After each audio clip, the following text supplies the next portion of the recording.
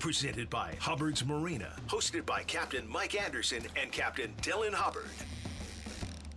Good morning, Tampa Bay 970 WFLA. Talking Fishing, going to be here until 8 o'clock. Unfortunately, only until 8 o'clock. Got our main man, Dukes, behind the glass, keeping us rolling here this morning. Hopefully everybody made it through the 4th of July safely. We definitely spent a lot of time talking about lightning last week, and there was plenty of lightning around this week for sure. It's been absolutely crazy. There's been a lot of storms and energy in the Gulf too.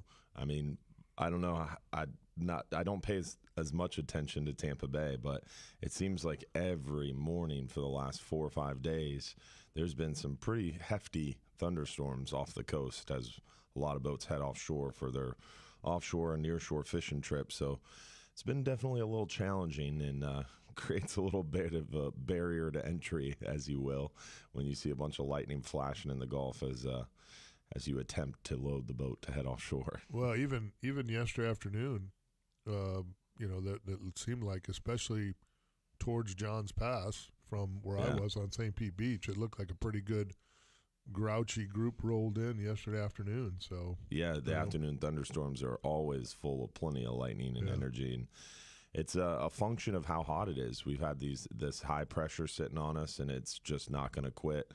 Bluebird skies with that high pressure, so no cloud cover, and it's just hot. I was shocked. I don't remember, and we've been doing the same beach vacation, 4th of July. Well, years ago it was Memorial Day. Now it's 4th of July just because of tarpon season and everything else. So, but I don't ever remember So you're not the only family who plans your family trips around fishing seasons. Yeah, you have to. Yeah, you have no choice. It's what we do. We fish for a living. I don't remember the beach sand being as hot as dude, it was like you got to high stepping from the Beach Haven Resort, this little place that we stay at. I mean, when you hit the beach, it was like, whoa, hey, giddy up. Hey, yo, we need some water. Wow, chow, burning the old dogs. I'm like, what is going on? I mean, it's just, and maybe that's it. Maybe I didn't notice. Maybe it was just a high pressure. We just didn't have much cloud cover. I mean, it was just baking that beautiful white sand, I was like, wow. Yeah, and it's amazing. You get a little storm that passes by. Like yesterday, we were getting ready to load for our 39-hour trip, and a little storm passed by. It rained for 15, 20 minutes. Then as the storm passed, it was like this wave of cool finally relaxed over the pass. You had a little bit of shade, a little bit of reprieve. The ground cooled off a little bit, and then you had a little breeze, and it went from squelching hot to all of a sudden a little bit more bearable and actually nice for 15 minutes. It was kind of yesterday I was enjoying, we actually went down to the beach. We have a great pool area at the place we've been staying this week, and so we end up usually visiting the beach, but probably spending more time at the pool. Yesterday we were at the beach, and I was, unfortunately, in my brain, I was remembering last year that we couldn't enjoy the beach last year because we're on our just about 1 year anniversary, which, it probably started a little bit before we got to the beach last year. So it's right here in this window of our good friends at the Department of Environmental Protection that decided to dump all that goo at Piney Point a year ago that we no longer hear anything about, that DEP never got in any trouble for. But we had dead fish all over the beach last year, right? And this week, we couldn't even go to the beach last week because it stunk so bad. So it was very nice to be able to go to the beach, spend some time on the beach. The water looked good. The fishing still stinks on that part of St. Pete Beach. My boys in our group that do fish every morning had pretty slim pickings. There was a few fish caught, a couple snook, but not like what we normally see on the beach. And it's affected a lot of different things too. Our pinfish guy is struggling. Yeah, the live bait game on the beach trying to trap a bunch of pinfish. Everybody is struggling. Yeah. It's been a big challenge in that respect as well. So I thought I'd be remiss if I didn't, put that big thank you out to the Department of Environmental Protection for doing that for us. Such a good group of people. Yeah, there's a few things you don't forget. I mean, the 2-hour show, not 3-hour show, and the Piney Point My spill. love for the Department of Environmental Protection. There's a few points you super never good miss. Group of people. Last year at ICAST, it was so funny. I pulled in the parking lot right next to this truck that said DEP. The lady was just getting out of it as I pulled up, and I couldn't get my stuff together fast enough to track her down because I wanted to follow her in the building and taunt her a little. Which I'm sure she didn't dump the stuff herself, but I definitely wanted to have a conversation with her and find out exactly how you can be that big of jackwagons and still have a job. What were they doing at ICAST? That's kind of strange. Yeah, it was kind of strange. I thought so too. You guys are trying to get heart punched, huh? Mm-hmm. I mean, yeah. Look at me. I'm a jackwagon. I just don't get it. It's a scary place to walk into. It's just how ballsy our government is, I guess. So it's not my fault. Yeah, I guess not. Pass the buck. Yeah, I guess it was just horrible. So anyway, but it was again the thought process there was that, knock on wood, the beach looks great. Yeah. So hopefully things stay positive there, and we can maybe get through a summer without too much of a fish kill. Yeah, hopefully. I looked at the FWRI water quality testing page the last 2 days. Haven't seen anything on the map on the whole entire West Coast, which is really, really good sign. A lot of times what I've noticed in the last 10 years or so that I've been monitoring it more closely, it always seems to kind of start south of us, Port Charlotte area, Marco Island area, Fort Myers, somewhere like that, and then it slowly creeps north. And luckily, unless DEP gets involved and then dumps. Well, still in that case, it was already south of us and was creeping north, and it was kind of on our doorstep as far as red tide background presence. And after that Piney Point spill, in my opinion, that was that was like throwing a stick of dynamite into a powder keg. You know, the powder keg was already there, and the fuel was sitting there. It just needed a little bit of a spark, and we just needed our own government to dump it into our waterways. Sorry, is that too far? But I mean, there's a lot more going on than just that. I mean, we point to that as a very obvious, kind of poignant incident or event. Poignant, but nice word. I like that one. As I said it, I was like, he's going to pick on me for this. 100%. But the city of St. Pete. They have sewage spills all the time. Tampa too. Manatee, yep. Manatee. Man, I can't think of the word all of a sudden. But there was a spill just recently in Manatee. Port of Tampa had a spill. So a lot of local municipalities they're not helping, spills. Right? Yeah, for sure. I mean, not to the magnitude of what occurred in Piney Point, obviously, but there's definitely a lot of other issues going on. And then we talked about it before the show aired. I mean, the septic systems are a big issue. A lot of leaking going on there. You have, as you said, just road pollution. There's a lot of stuff on our roadways. And we always kind of talk about it, and you're taught when you start driving, like when it first starts to rain, after it hasn't rained in a long time, the roads are really slick. And that's just because of all the grease and oil and junk that's on the surface of the road. You get a little bit of a sprinkle, and all of a sudden the road becomes really slick. And all that stuff goes right into the drains and eventually right into our bays. Yeah. So I think we have a lot of issues, a lot of small things that add up to a unfortunate circumstance when it comes to water quality issues. So as I don't mean to cut you off, but as we're watching we've got about 1,300 TVs in here, and Channel 13 has a full buck supermoon. That's what they're calling this. I love how they come up with these names. Yeah, for full buck supermoon is upon us here shortly, right? And visible July. Now, folks, it says visible July 13th. Now we've lost him, folks. Now he's thinking about the woods and going. No. Think about fishing. No, it's way too hot to think about that yet. I'll get there. When they said full buck, I thought that's where your head was going. No. That's a silly name. full buck moon. That's stupid. That's just a silly name. That's why we stopped. Had to change the thought there. Well, I mean, Mike but saw with something a giant, shiny. well, I'm thinking giant moon, big tides. Those are the things that help us through these times because you get a lot of moving water. Especially in the summertime, we get these higher highs, Yeah. and you pull in a lot of water from offshore. But you got to remember, where does red tide naturally occur? Starts offshore. Exactly. Yeah.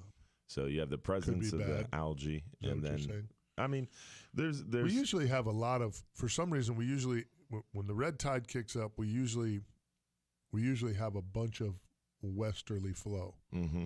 You know what I mean? So we can stay away from, a month of crazy, weird westerly flow and not our normal easterly pattern with obviously the sea breeze coming in the afternoon. I think that's the years that we've had really bad red tide, we've had a mad rush, especially in May and June when we get a bunch of those late afternoon showers kicked up. We've had a big stretch, sometimes 8 or 10 days of heavy west winds. Yeah. You know what I mean? And the reason that the fishermen notice this so much, especially the tarpon fishermen, is because tarpon don't like wind on their back. They like that stuff coming off the beach and not off, it dirties up the beach. And when the beach is dirty, they can't see the predators. Yeah. That big old beautiful gold eye they got in their head, they can't see that predator coming, so they put their nose into that wind and go offshore, and it boogers up our tarpon fishing. Yeah. We didn't have a bunch of that this year. We had some wind early, but it wasn't as bad as it didn't feel as bad to me as some of the years past in May and June. Yeah. So maybe we'll get lucky here. For that to bloom, you need the presence of the algae, which is naturally occurring mainly offshore. You need the right salinity levels, the right temperatures, and temperatures are a lot of people think that it has to be the perfect temperature. No, the temperature range is like 50 degrees to like 100. So the temperature range isn't as important. And then the presence of food, which could be a variety of different pollutants, nitrogens, phosphates, any of that stuff. So food, salinity, and presence of the algae. And if those kind of variables meet together, you have the perfect storm of red tide blooms, unfortunately. Amplifiers, yeah. Hopefully we don't have that. It seemed like a good week this week with some pretty light winds. How was the Hubbard trips? Good? Tough. A little tougher overall, but I mean, able to grind it out and put together really nice trips. So the fishing was tough, but the weather was good. Weather was too good. So you can have too nice of weather, and that was the challenge. You go to set an anchor on a spot, and all of a sudden the boat drifts forward on the anchor because of the weight of the anchor line in the water, and it becomes more challenging to kind of get the boats right where you want it. And it definitely, we didn't have much current, didn't have hardly any wind, and it was incredibly hot, brutally hot. Yeah, I believe that. So without wind, without current, it's hard to get an anchor heading. It's hard to get that boat exactly where you want it. And then on top of that, just the extreme heat made it a little bit more challenging. We had good catches overall, but you definitely had to work for it a little bit this past week. This week coming up, we've got that full moon Wednesday, so that should increase the water flow inshore, near shore, and offshore, and it should hopefully excite that bite for us, especially towards the end of this weekend and into the start of the work week. Ahead of that full moon, we should see a really good push of fish. Interesting. Yeah.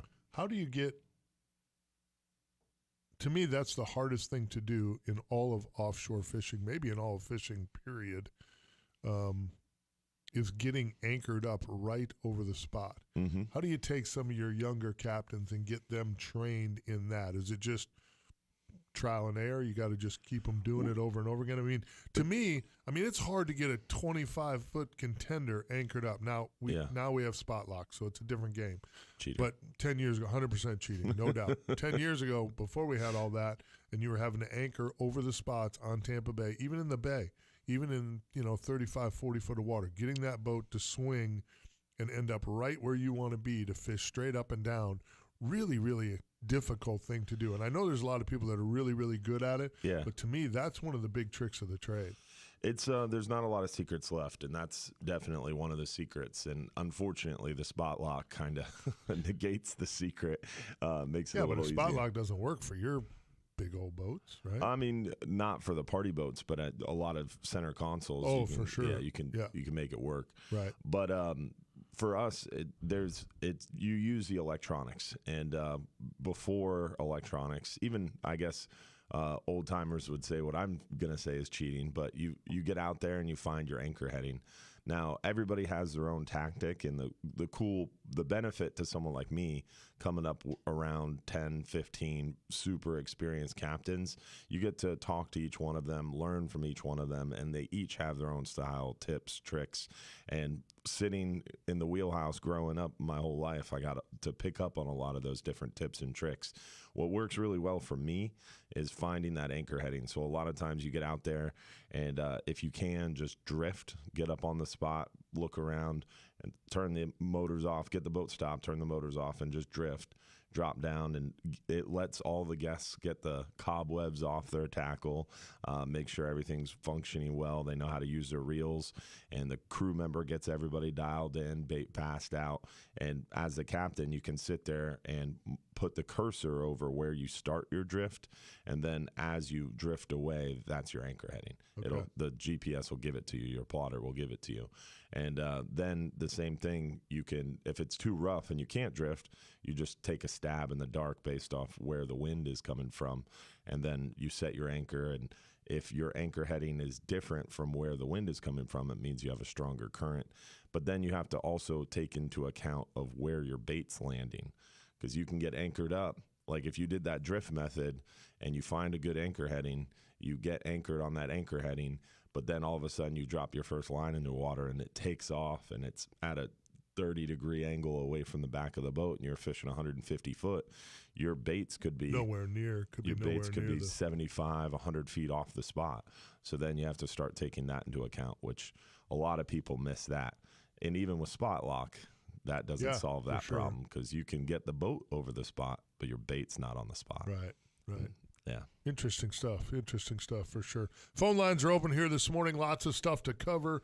Really, really good fishing, even though it is hot out there.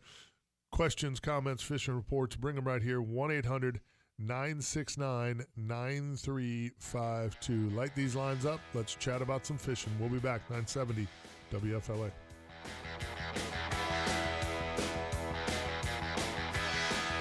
Make this the year you go to our iHeartRadio Music Festival. Friday, September 23rd and Saturday the 24th. Everybody's awake on Facebook. Are they? I don't have my thing. Nick, what's up, buddy? Jason Colleen, Joe Vito, what's up, man? Robert Riggs, Big O, what's up, man? Stuart Banks.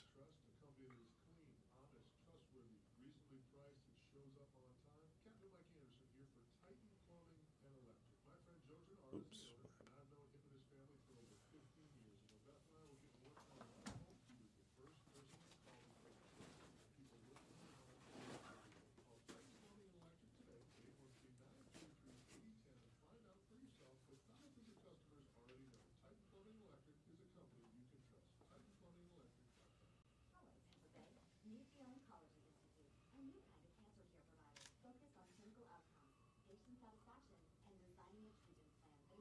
Got you, Doc. I wasn't at the office, so. The office? You mean your house? Yeah. My house office. My home office? Real Animals headquarters. Real Animals HQ? Yep. Yep. Get her done Central. I'll be there later today, napping like a big dog. Napping. Taking a nap after unpacking from your vacation. Yep. I can't wait to be in my bed. Dude, yeah, it's hard not being in your own bed. Man. I don't like it. Yeah, I don't either.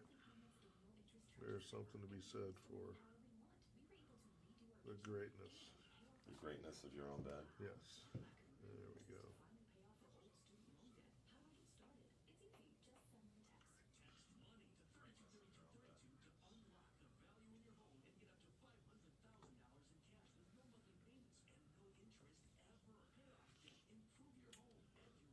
Osiris Sanchez talking about Big O. Big O, is that what we call him? Yeah. How importance of hydration in the sport of fishing. Oh, look at you. It is really good to have a D-Hubs. I'm telling you. I don't know how I made it without you. And with a Mahoney. With a Mahoney. Yeah. This one's big. Yeah. You got the big one. Screen. Big screen. Big screen. Oh, what It's a laptop too because it has the keyboard with it. Oh, okay. So it makes life really easy. Oh, yeah, I guess so.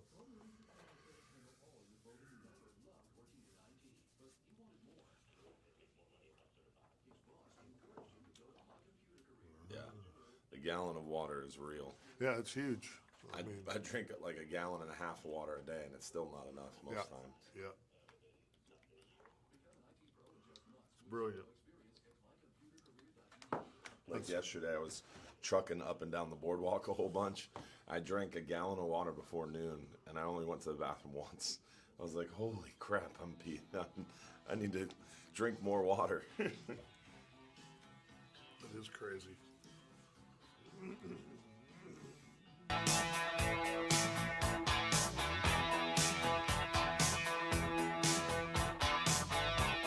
Welcome back.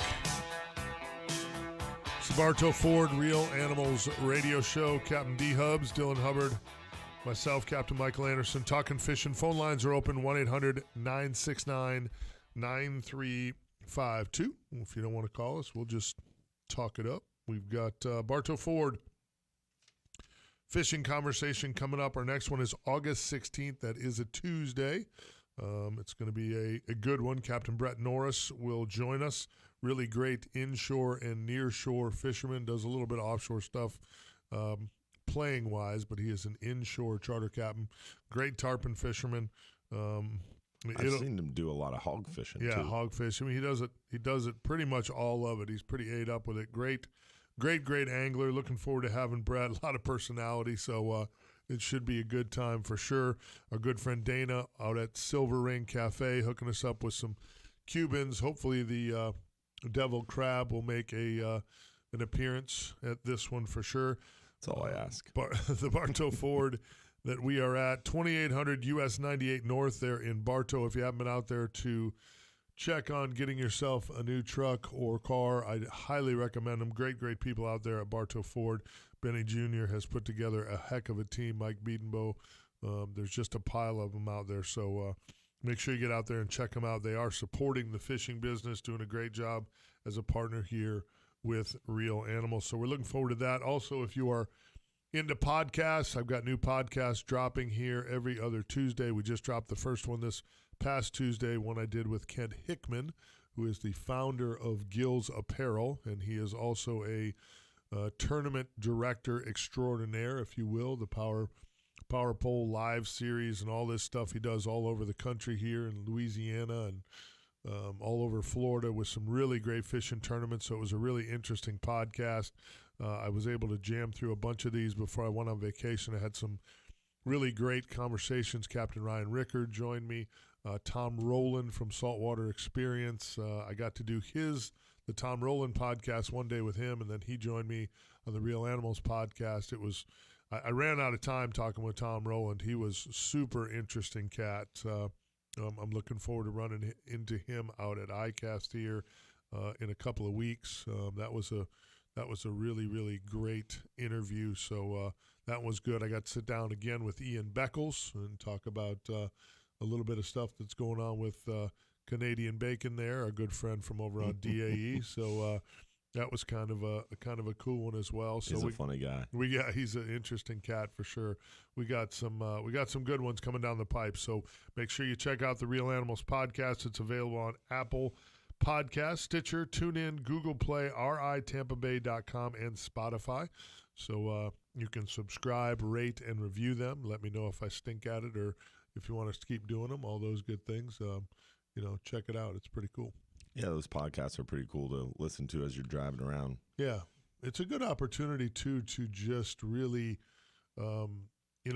especially when, like I said, to Tom Rowland, somebody that's that's done so much interesting stuff. I mean, he started his career out west, guiding in Montana and out there in Yellowstone. I mean, just it's really kind of crazy, and then ends up in the Florida Keys as a great Keys guide, and now obviously show host, incredible entrepreneur. He's part of the brain trust behind Waypoint TV. I mean, it's really it's interesting. They did Saltwater Experience, Into the Blue, and Sweetwater were all shows that him and Rich Tudor produced, started, and got off the ground. Yeah, that's crazy. Those are big ones. Yeah, they're all three really popular shows. So interesting conversation with him. I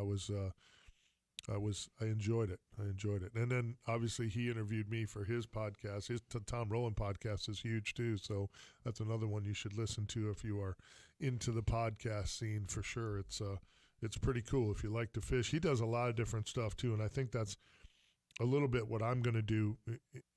Is I have so many interests other than just fishing. With being an old fart gym rat. So. Wanting to dive into the fitness, interviewing some more fitness people. Obviously, I love to hunt, so interviewing some hunting people. A guy I've recently met, Steve Webb, is the host of a show called The Apex Hunter. Cool. It's a real popular show. He's a monster, just a big old dude, so I could do a fitness and hunting podcast with him. So start diving into some of these other personalities I've been fortunate enough to meet in the business and and pick their brains a little bit. Yeah, it should be good stuff. So phone lines again are open here. We are talking fishing. Your questions, comments, fishing reports, bring them right here. 1-800-969-9352. Again, what's our question for today? We got a question. Do you back your drag off when you store your reel? Are you making sure that's always back down, or are you just putting up the rod after you rinse it off? That's interesting because I have customers that loosen the drag sometimes on me, and then you pitch it out the next day and your drag's real loose. So that's an interesting question. So there's our question for the day. Let's chat about it here on the other side. We'll be back.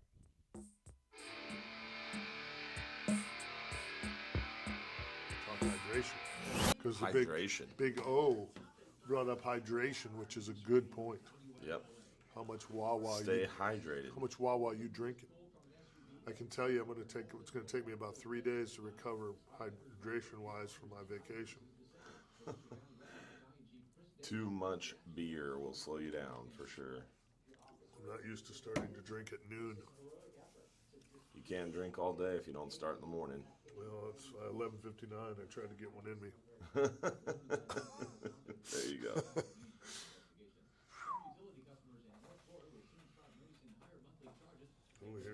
Some people You loosen the drag. Joe Key says he backs his off. Backs it off, loosen. I try to remember. And then I always hate when I get out on the boat and or moving the rods or getting prepped for a trip and then realize the drag's still locked down from the last trip. I'm like, oh no. But I don't know. I'm kind of anal retentive about those kind of things. Like even my wife makes fun of me all the time because I don't like charging my phone until it's pretty dead. And then once I plug it in, like do not unplug my phone while it's charging. It's bad for the battery. You keep... It is? Yes. Battery life. I mean, you want to drain the battery down to like 20, 30%, and then you want to fully charge it. And then use it and then charge it again. If you like unplug it halfway through charging, it's really bad for the life of the battery. So I get super those things, trying to make sure your nice stuff stays nice, taking care of your truck, taking care of your boat, whatever it is. You spend a lot of money on that kind of stuff. You want to make sure it lasts a long time. I agree with that for 100%. Mm-hmm. Yeah, I try to take care of my toys. Yeah. Storms will dissipate or giving way to partly cloudy sky overnight, and no rain tonight with temperatures dropping into the low 80s. I'm Max Offender 8 meteorologist Eric Stone. Feel like we're getting cheated today. Yeah. But at least you got to watch your show. Yeah, I don't know. I'm trying to think. I'm not even sure what show airs today. It's a new one. It's a new episode. More iguanas spotted on the road. Great. That would cause me a problem. I hop out of the truck, leave, chasing the iguana down the street.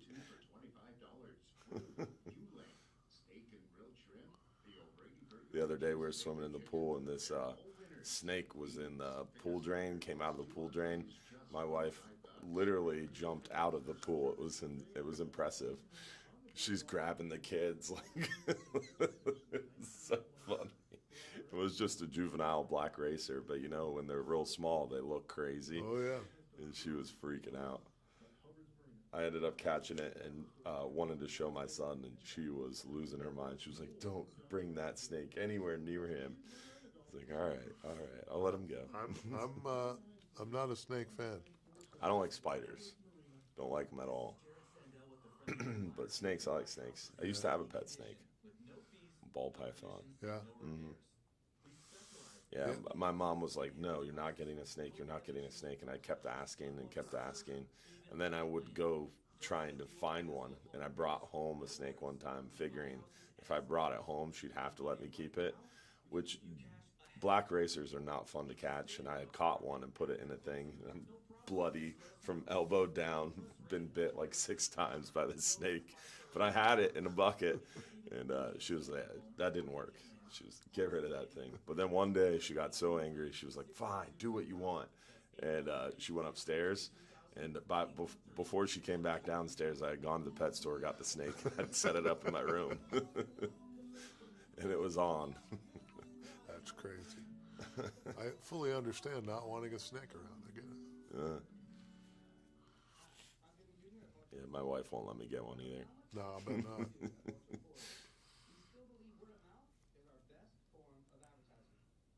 It's like having an octopus. Like they can unscrew jars. They can get out. I mean, you have to really secure your tank if you have an octopus.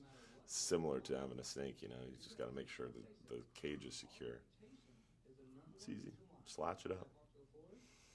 No, it's easier not to have one. I just had mine latched, and then my parents made me keep a brick on top of it too. So it's latched with weight. Good choice. Mm-hmm.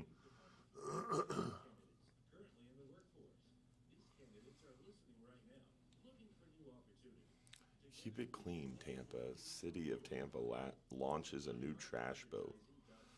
Pretty sad we have to have that.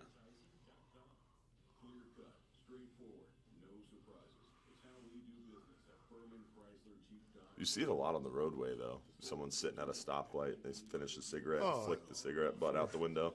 It's horrible. Drives me crazy. Yeah. And I've seen it on the dock. People will finish a cigarette and flick it in the water. Yeah. It's not like you're flicking it out the window like, it's the road. They just flick it straight into the water. I'm like, really? It's so frustrating. Yeah. I think it's like 50 years, 70 years it takes for one of those to decompose. I believe that. Animals Radio Show, presented by Hubbard's Marina. Now your captains, Mike Anderson and Dylan Hubbard.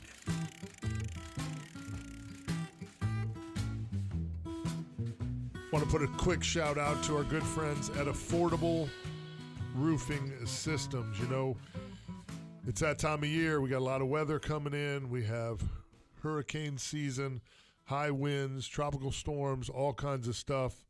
You know, our big protector, we don't often think about it, is our roof, and hiring the right company, the knowledge to guide you through this important process. You know, 3 decades of experience in the roofing business, metal, shingle, tile, flat roofs, whatever you need, Affordable Roofing Systems is your safest choice.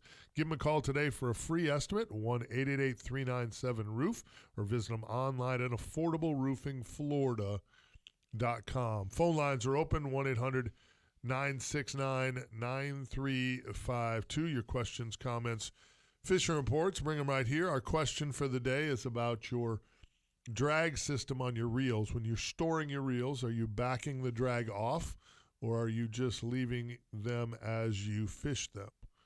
It's a very interesting question. We'll see what we come up with here this morning. I think it's a good one for sure. I don't touch mine. Mine are what they were when I came in, which is sometimes kind of messed up when you go to check them after a while. If I go do a film shoot somewhere with, some of my tackle that I don't use on a regular basis, and we're grouper fishing in Crystal River, for instance, where you have, you're dragging plugs over the top, the drags are locked down. I go to check it the next time I pull it out of my Dubro fishing ceiling rod holders I have all installed now. I pull it down and go to grab that line. Oh yeah, I was grouper fishing last time I used that, and that bad boy is locked down. So it's good stuff. Let's go to the phones here. Let's get a freshwater report from our freshwater guru out there in beautiful Lake Alfred. Let's go to Ronnie at Ron's Tackle Box. Ronnie, how are you, my brother? Doing great this morning. Hey, the answer to the drag question depends on how old your reel is. Really? If you have older style reels, you want to back them off. Okay. Because springs and stuff in the plate, it straightens out. But the newer stuff is more forgiving. Yeah. That's my experience. Okay. And when you say older stuff, I mean, I'm kind of old. So what are we talking about? Older stuff. Older equipment, like from say the 90s down. Okay. All right. That stuff is the ones you want to back off. The other ones, the new stuff today is forgiving. Okay. All right. I was just looking for a time frame. I wasn't sure, we have a lot of different age groups that listen to the show. So old is a very relative term on the show. 1990s reels are antiques to them. Right. Yeah, I get That's you. For sure. Yeah, no doubt. Interesting. But, yeah. Okay, cool. That's my opinion on that. I like what it. I've witnessed in the last 45 years being in business. Very cool. Fishing out here in Polk County has been real good this week. It really picked up. More people went fishing than they have because they're getting more used to the hot weather. Okay. But bass fishing's great. 7, 10-pound bass. Seen many of them this week. Nice. On pictures on people's phones. It's been so hot they catch them, take a picture, let them go right away because it's hard on them. Sure. Yeah. And panfish, plenty of big bluegill and shellcracker. Been really good on them, using spider jigs and crickets, redworms. Is that because are you getting a better bite? You think because of all the rain, too? Yeah, the rain is what's helped. Okay. Absolutely, it's kept the water at check, and I don't know what the temperature is today out there on the water, but it's hot. Sure. But that helps a lot, gets the water moving, and fish thrive in that. One thing about down here in Florida, fish eat all year round compared to the northern states when they get the freezes. But that's why we get a lot of bigger fish here and more plentiful. But makes it's been sense. a real good week. They eat Picked up healthy. Tremendously. Yeah. Well, that's A lot a of bonus. people went out early this morning already. Okay. They'll be back later today. Let me know what happened. I saw quite a few boats on my way over from Pinellas County. I Yes. took a different route getting here, but it seemed Yeah, like there we're was a getting lot out of early, boats on the beat the road. heat. Yeah. That's the way to do it. Fish early, fish late. It's all good. There was no one on the road when I came Yep. here. Very few people for sure. Just a few boats. That's what I saw. Tell everybody how they can find you out there, Ronnie. All righty, I'm at 380 South Lakeshore Way, which is 1792 in Lake Alfred, out here in Polk County. Phone number 863-956-4990. And Dylan, you get a chance, give me a call. I need some things from you. All right, will do. So I appreciate it, you guys. Good Have stuff. a great day. Great job, See you, Ronnie. We buddy. appreciate you, pal. Thanks, sir. Good stuff right there. Our good friend Ron out there, Ron's Tackle Box. See, me, when I store up my rods after a trip, I like to try to, especially offshore fishing, I like to try to be very conscious of where that lead is. A lot of people will just throw that hook up on the rod and go ahead and put the rod in a rod holder. Me, I make sure the lead is right at the base of the reel, just forward of the reel, making sure that that lead, if it does bounce, is only going to hit the foam of the rod. And then also want to make sure my drag is back down considerably, because offshore fishing, we're fishing at that drag is 60, 70, 80, 90% full, you know. It's almost locked down in a lot of cases. So I personally don't want to leave the drag that tight. And I think Ron is right. just like a lot of things, technological advances kind of make up for some of our shortcomings, like remembering to back the drag down. And I know a lot of these newer drags, it probably doesn't much matter. And I'm sure, like what I talked about earlier with making sure I'm careful with my battery charging, I'm sure a lot of things like that have changed. But it's just something I was raised and taught is you always back your drag off when you store your rods. You always rinse them after a trip. Sure. You always back your drags off.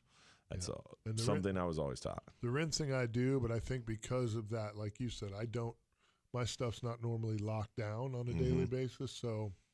And I mean, like when I was real young, using those like original Penn spin fishers or whatever they were back in the 80s, early 80s. I mean, my dad had his original tackle gear from his first charter boat. Wow. He still got it. It's over in our Gulfport location. It was on the ceiling of our house from his first charter boat. Wow. I mean, they definitely don't make them like they used to. But those style reels, you had to break them down once a month. I mean, it was like cleaning a gun. You take it all the way apart, all the pieces out on the table, and you're oiling it up, greasing it up, putting it all back together. And you had to do that often. Whereas like newer reels, I would be scared to crack one of them things open. No doubt. Yeah, the technology today is far advanced from what it used to be, like for the, sure. The drag system in the Saltiga has this tournament-style drag, and it literally a little droplet out of a needle is $33. That's how much that fluid costs. Wow. Yeah, it's pretty crazy. I wouldn't want to open it. No, I don't want to open my pens either. There's no doubt. Let's go back to the phones here. Let's check in with Glenn in Brandon, who is smelling something he don't like. Glenn, how are you this morning? Good morning. I heard a thing on the News Junkies just before you guys came on, and it had to do with the seaweed dying or whatever, and you can smell a bad smell on the beaches and everything else. It smelled like rotten eggs, they said. But is it going to affect the manatees and everything else? Because I know they kind of like seaweed and stuff. Maybe they can get some sort of these boats that goes out to get the seaweed, the good seaweed, and get rid of all this. They said down in Cancun it really smelled really bad down there, and it's about over 5,000 miles long. It's a sargassum. Coming toward this way. It's sargassum, and I welcome it. We've had a real big problem in the Gulf of Mexico with a lack of sargassum over the last decade. When I was real young, what does it actually do, Dylan? Sargassum grass or weed, or it's a naturally occurring seaweed. Generally, you'll see these big weed lines. They call them weed lines. Very common around Keys, the Bahamas, and the Atlantic. In the Gulf, we're supposed to get big pushes of sargassum, and we haven't. But we finally have this huge, huge line of sargassum making its way in the Gulf. And what it does is it creates an ecosystem in the middle of the Gulf of Mexico at the surface. And a lot of semi-pelagic species like amberjack, triggerfish, mahi-mahi, a lot of the species in the Gulf, when they spawn out, they're phytoplankton or their age 0 babies are just floating around at the surface, and a lot of them, even age 1 and 2 fish, are right there at the surface. So if they don't have some protection somewhere that those new recruits or babies can go to, they're in a pickle, and the fishery won't be able to continue to sustain itself. And that, in my opinion, is a lot of the issue we've seen with amberjack and triggerfish over the last 20 years in the Gulf, is our lack of sargassum. So I'm really excited to hear this big push of sargassum is coming. But Let yes, me ask this: will it help take care of the red tide or not? I mean, think about seagrass in Tampa Bay. Seagrass, what does it do? It filters.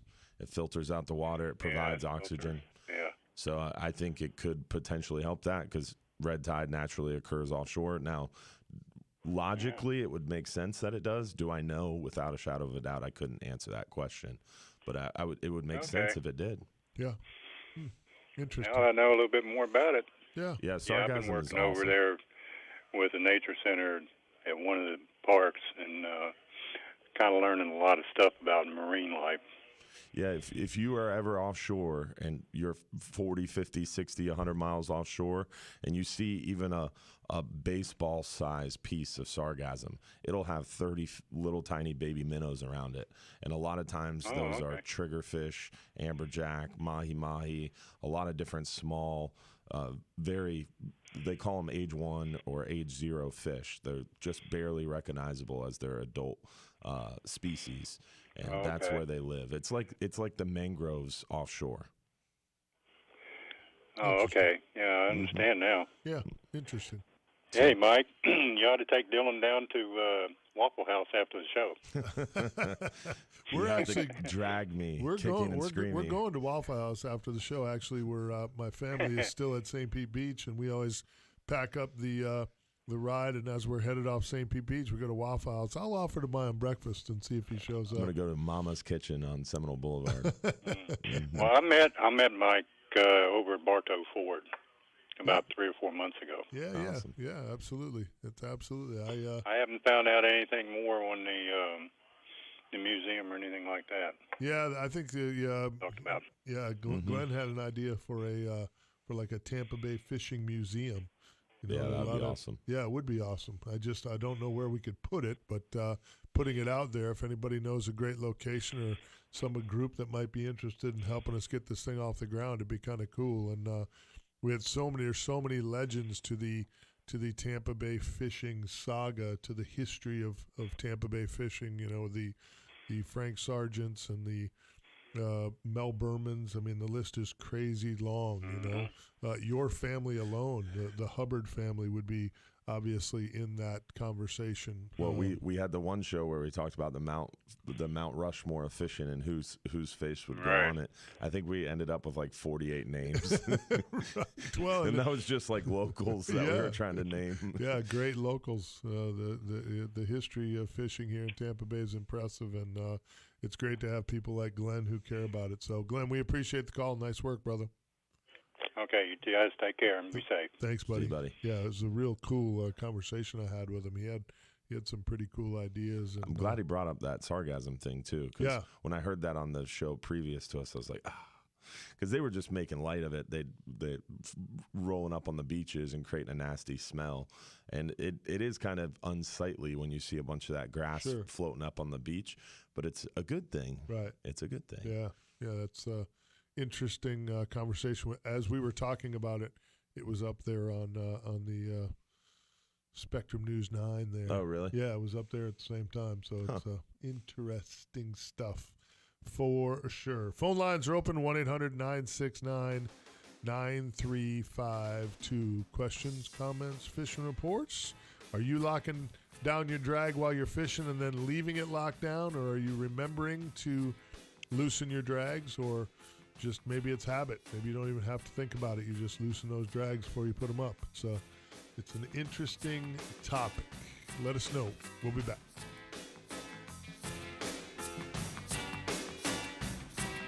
When it comes to keeping the Real Animals team on the water, nobody does it better than T.A. Mahoney. They have a full-service boat and trailer service department. They do electronics, boat rigging, trailer repairs, including axles, springs, bearings, and hubs. So Mahoney didn't want you to record his spot.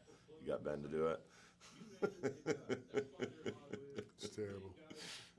It's been in the radio business forever and won't do it.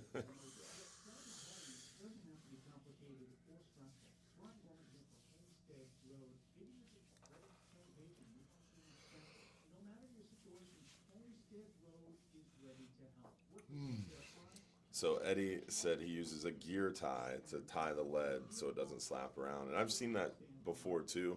I think that's a lot more work than what I do is just let out a lot of slack so the lead's almost hitting the ground or hitting the deck where my feet are. And then I take the hook and hook it on the first or second guide, not on the guide, but on the foot of the guide. And then run my hand from the hook down the leader and then wrap it around the left side of the spool until it gets tight. And then I reel up the slack until the lead's where I want it. Then I reel up the slack, and that's how I make sure that lead is on the foam. Because you don't want it banging on that rod, right? Yeah. It's interesting. Yeah. Makes it easy. easy, quick storage, making sure the lead, because that even a 2-ounce lead, if it hits your blank and even puts a little tiniest nick in it, it's gonna snap. Yeah. I had a guy, because the Bull Bay rods, they have lifetime warranty. So I had a guy buy one, and first trip, he went out broke. I was like, what? I've never had one of these break. Yeah. It broke in a weird spot. Gave him another one, got that one warranted for him. 2 trips later, broke. I was like, what is happening? He was like, oh, I don't know. And then I gave him a third one. I was like, dude, if this breaks, it's on you at this point, because it's a lifetime warranty, but I'm not going to keep doing this. And he was like, oh, okay, cool. And I follow him out to his truck, talking to him, and he takes the rod with the reel on it, literally up over his truck, and just tosses it, doesn't place it, tosses it into the truck bed. And his truck bed is piled up on either side with coolers and bags, and his bag falls over and hits the he's got like 4 or 5 rods piled there. Bag falls over and hits his rod. I'm like, dude, this is why all your rods are breaking. Yeah, you can't like these things are like eggshells. You cannot treat them like that. Yeah, your rod, especially the newer rods, I mean, they're really high end and they're super sensitive, but they're more fragile. Yeah. If you put the tiniest nick in it, it's really, really easily broken. We had the same problem with a couple of my inshore guys. They were breaking them, and they were laying them in their truck. Yep. And then when you go down the road, the rod's bouncing, so they're breaking 8 or 10 inches down on the thing. I'm like, dude, I don't ever break my rods. Yep. Mine are all in the back of my truck.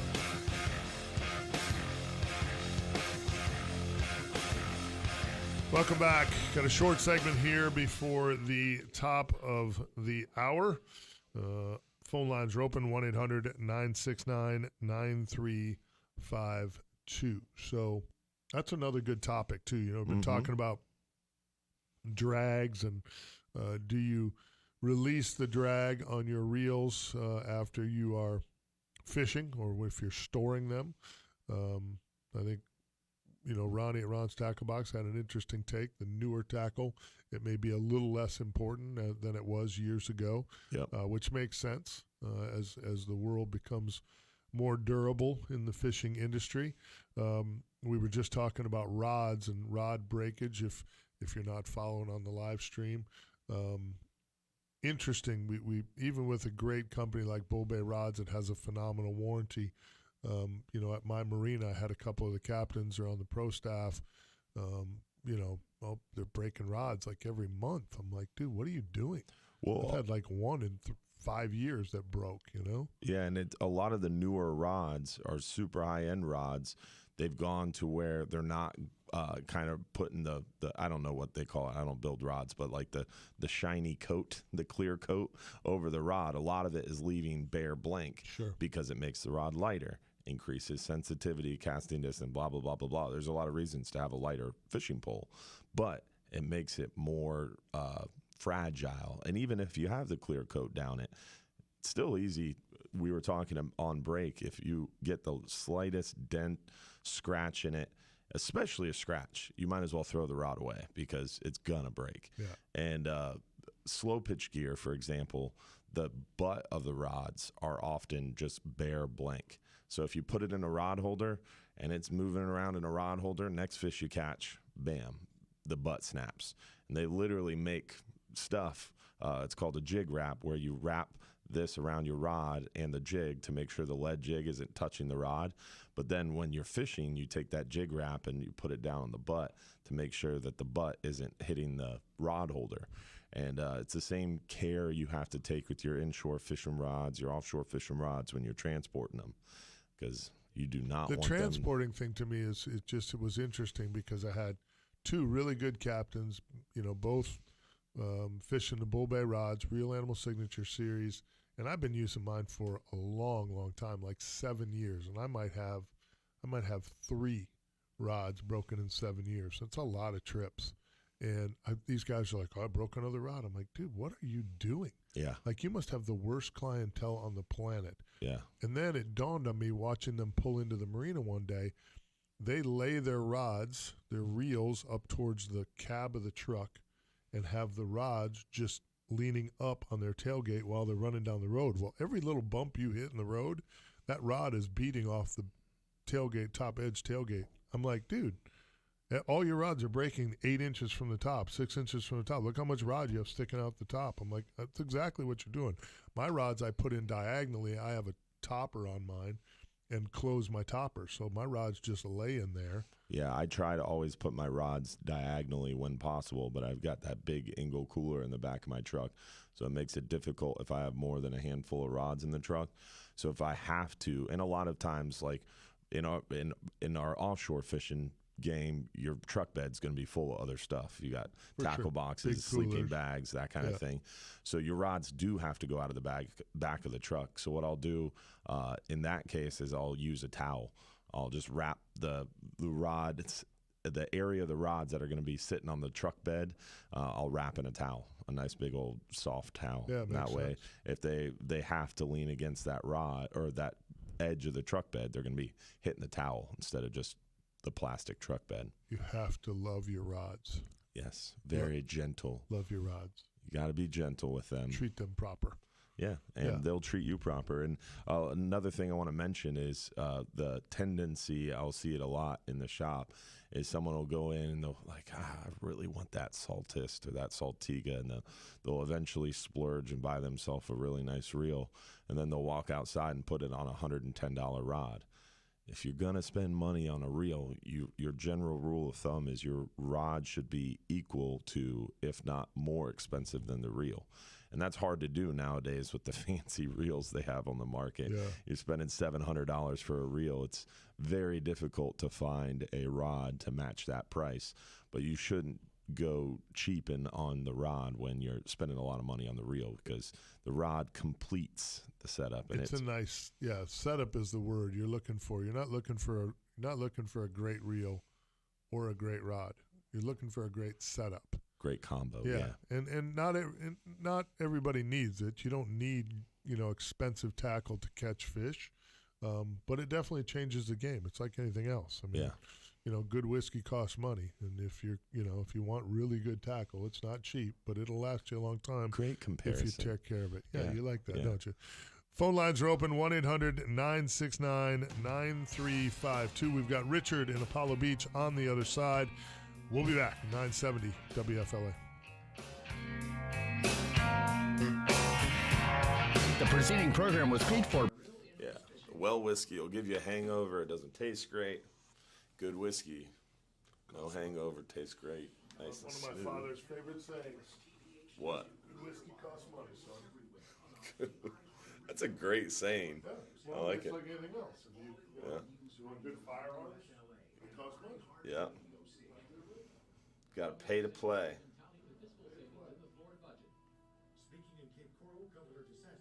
You get what you pay for. That's mine. Oh, look, got Mike.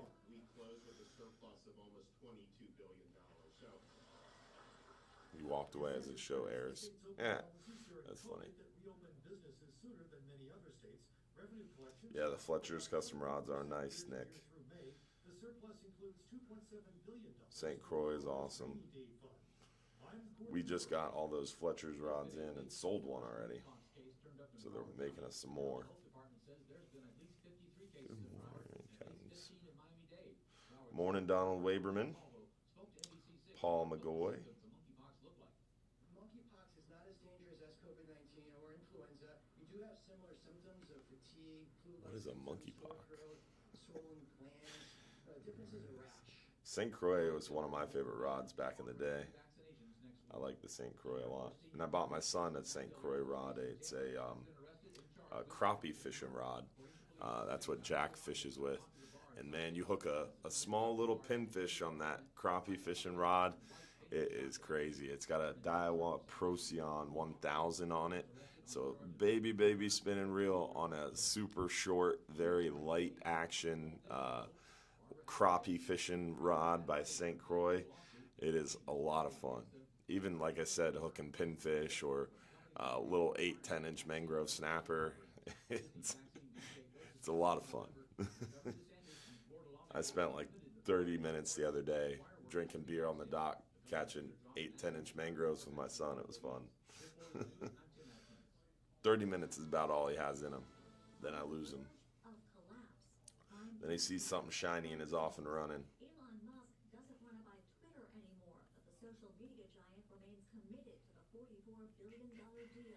Elon Musk's attorneys allege that Twitter's public disclosures regarding its number of daily active users are either false or materially misleading. They say Musk needs accurate information. All right, guys, I'm going to hit the bathroom real quick. We'll be right back very shortly back on air. Contractual obligations. For nearly 2 months, Mr. Musk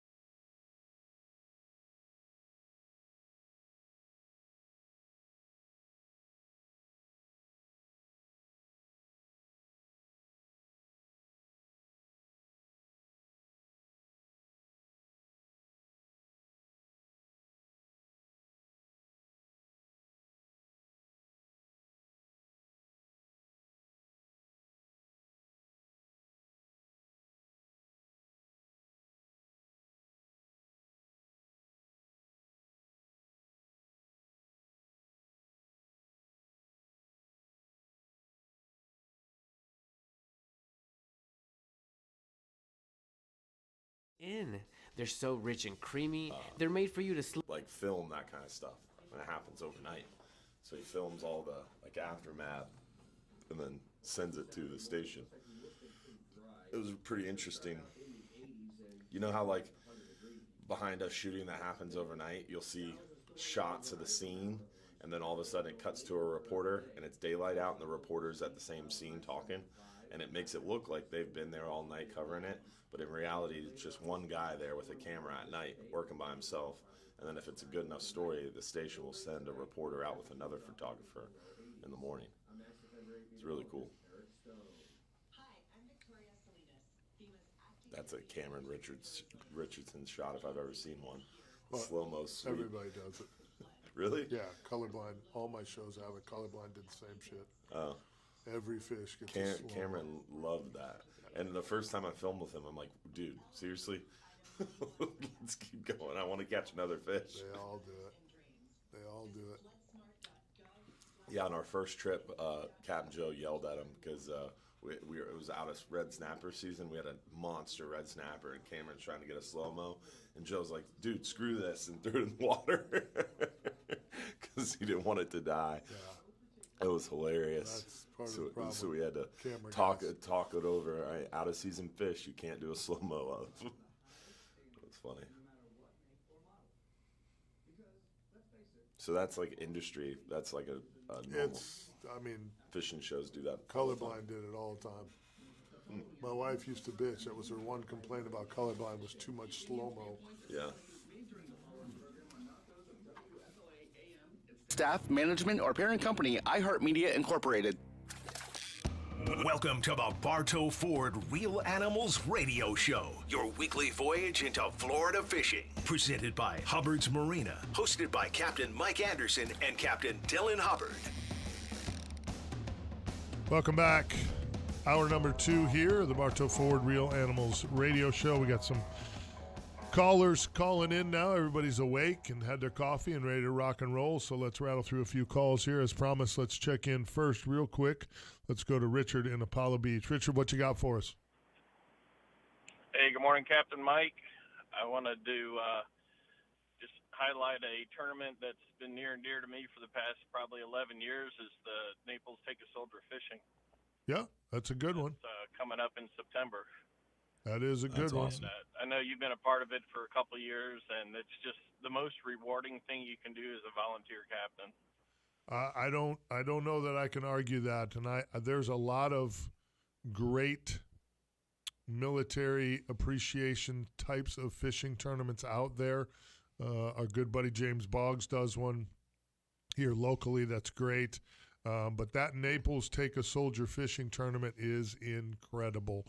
The morning takeoff there, I've been fortunate enough to film it a couple of times for episodes of Real Animals TV, and the flyover, the helicopter flyover with the flag out the window, right at the end of the national anthem is I mean, dude, a couple hundred people standing there in the Marina basin there in Naples, just all screaming. It's amazing. It is. Law enforcement support you get. Yeah. And the captain meetings are great, and then the after the tournament dinners over the top. Phenomenal. I mean, Steve and Jamie Lloyd do a great job with that. Yes, they do. There's That's no awesome. doubt about it. No doubt about it. And you're right. It's coming up. It's in my book. I haven't heard from them yet. I'm not sure if I'm going to make it down there this year or not, but hoping to be involved again. So we'll see how that goes. But we appreciate you bringing it up, and we'll have more news about that as we move forward. Absolutely. All right, tight Richard. lines to you, Captain. Thanks, brother. I appreciate you. Talk soon. Good stuff right there. He's right, boy. Them military tournaments they're awesome to be involved in. Yeah. Let's get our safe boating tip here real quick before we go to William and Kevin. Let's talk to Captain Jim Fogel with the U.S. Coast Guard Auxiliary, talking safety here. Jimmy, what you got for us this week? Good morning, gentlemen. Yeah, I've got a kind of an important one here that I don't know that I've talked about many times before. But last weekend, we were about 60 miles off, probably close to 70 offshore, and we were headed back, and we blew an engine. So we went from 35 miles an hour or knots down to 9 to 10. Okay. Hopefully, you had enough we weren't beer. in any trouble as far as, we had plenty of water, we had plenty of food, we had one engine that was fine, we had a big boat, everybody was in a good mood, nobody was hurt or needed any assistance. However, we were coming back toward all these storms that y'all were having all over the land up here. Now, we certainly did not need to sound a mayday, and we had a couple of PLBs, and we had a sat phone, and we had a EPIRB on there, so we weren't really worried about that. But I had filed a float plan with the Coast Guard before we left. So we had one of our personal locator beacons had the ability to text. So I text back into the Coast Guard command center and told them where we were, how many PLBs, what kind of, they already knew what kind of boat we had, and told them that we weren't in any trouble, but we were definitely not going to be in by 7 o'clock or anything. So they said, that's fine, just keep us informed. So like every 20, 30 minutes, we'd touch base with each other all the way back in. So if we did run into one of those storms and we got in trouble because we couldn't outrun it, or, the storm winds were worse than our 9 to 10 knots, then they would come out and help us. So the point is, if you let them know that you need to be overwatched, they will do that. So don't think you're out there totally by yourself. You don't have to sound a mayday if you're not really in distress, but you can get them to watch over you, play Good Samaritan, be your sheep herder, if you will. So I think that's important to remember and keep in mind when we're running offshore there. Got one other thing. Come on. And that's last weekend. Also, a buddy of mine's son left with some other people on a pontoon boat from Clearwater, headed up to go scalloping.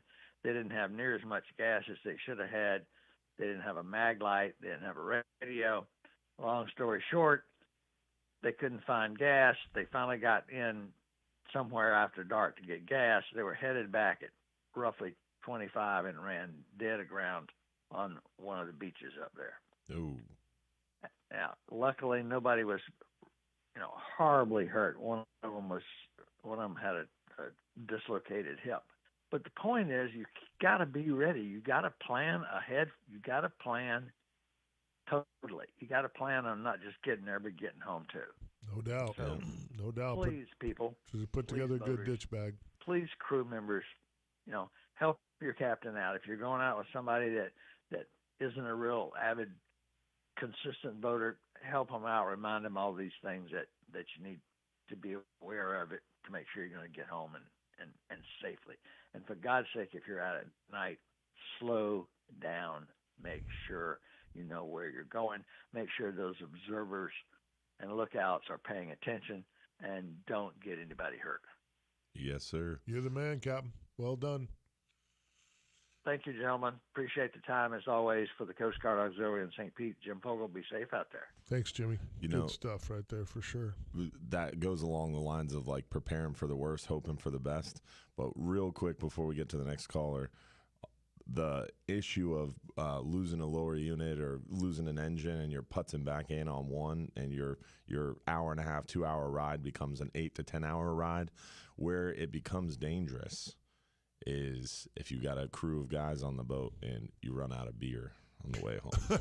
That would be. It's not a good thing. That's tragic. I've seen arm wrestling matches over the last can of Bud Light. That could be a problem. Let's check in with William in Crystal River. Willie, how are you? Hey, Captains. How you guys today? We're good, buddy. What you got for us? Talk to me. Good. Well, it just makes sense if your whole idea is to go fishing and catch fish. There's a difference between fishing and catching. It makes sense to take care of your equipment when you're at the end of the day. Just by not releasing the drag and relaxing the components of your reel. And are you also not rinsing your rod? Are you also not looking for line burrs? I mean, you ought to be changing out your leader. I mean, if you have a backing and Power Pro line, it's important to get rid of the line twist. Just makes sense if your whole idea is to catch fish, take care of your reel after you use it, rinse it, and take care of all of its components. Doesn't that make sense? Amen, brother. Yeah, speaking logical, that's a good idea that you brought up too, is before I rig up the rod for the next trip, always peel out like maybe 10, 15 feet of line, get some fresh line, and get rid of any of that stressed line towards the end. That's something I always like to do as well. I mean, money's been tight at times. Power Pro, I'll even swap what I've had in my backing, I'll put on the front to try to last longer that way. It just makes sense if you use the Power Pro and things along those lines to take care of it. The next fish you catch might be the fish of a lifetime, so it'd be sad not to have checked your line, knots, and hooks to have a better chance of catching that fish of a lifetime. Guys, have a great one. Thanks for being there. The next time you hear these words spoken, hope you're saying them fish on. Great call, Willie. Thank you, sir. Good stuff right there. Turning your line over. That's a good one. Yeah, it is. Real good one. Let's check in with Kevin, Southeastern Fishing Tackle. Kevin, how are you this morning? I'm good. How are you this morning? Hey, we're good. We're good. What you got for us? Talk to us. You got a report? Yeah, I got some of a report. Mainly the tarpon been shooing a lot by bridges. A lot of me and my buddies been going out there throwing artificials, the no-live bait needed, the TA jig flare hogs around the bridges, catching them pretty well. Nice. And I also just wanted to give people a heads up to come by our shop at Southeastern Fishing and Tackle.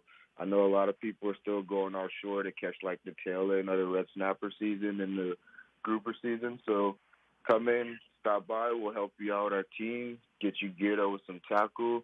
Our reel repair guy, Gary's pretty well with servicing and cleaning and take care of people's rods that happen to get broken from the big girls out there. So I just want people to come by and get geared up with us. Sounds good. Tell everybody where you guys are at over there on Florida Avenue.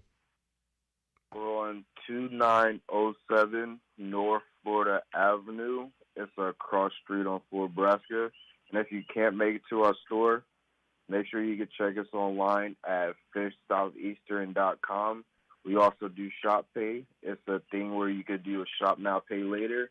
You could get your stuff without doing your first payment, and then the next couple months make payments through there. But the best point about it is you don't have to wait to fish with something new that you want to. You can get it right there and start fishing with it the same day. So Come check us out, guys. It's good stuff, Kevin. We appreciate the call, brother. Good luck over there. Enjoy your day. Thank you. Sell them up, You buddy. too. All right, pal. Good stuff. Southeastern Fishing Tackle over there on Florida Avenue. Great tackle store. We've got so many great tackle stores here in the Bay Area. It's a little ridiculous, actually. A lot of people fishing. Yeah. A lot of need for a lot of tackle. Yeah, I mean, you got Gator Gyms and Bets, and I mean, there's just some great tackle stores here in the Bay Area. T.A. Mahoney's is all right, too. Yeah, Mahoney's is okay. Not bad. Let's check in real quick, Captain Rick Gross. Rick, how are you, buddy? I'm good. I send you a picture of a blacked out bait well. You'll know how I'm feeling. I'm happy, Captain. That's the start to a great day right there, buddy. You got to get that bait going. Did you get it on the grass? Yes, I ended up getting it on the grass. 4th of July weekend, we went out to the beach, and there was bait everywhere right on the public beach. So the next day, I go running the beaches, and I can't find a daggum piece of bait anywhere. And ended up coming back into the grass. And then yesterday, I spent I don't know how much time running around looking for bait on the beach. It should be on the beach, good, but boy, it's moving around. And this morning, I just went to an old reliable place, and a couple throws in the net, and I was loaded.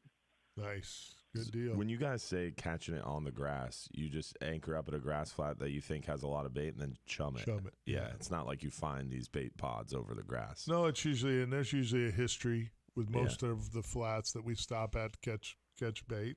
Mm-hmm. You know, you just. I will say, still look for the birds. I mean, pelicans diving, terns diving, they'll give it away, on the grass flats. I mean, it's still moving around. So even your reliable places, that stuff, I don't know why, but it always seems like this time of year it can be tough until that hatch really gets going. Yep. It's an interesting time of the year, to say the least. So good stuff. Good report. I'm up against the clock here, Rick. Good luck out there today. Hope you catch them up. Call us tomorrow and give us a report, all right?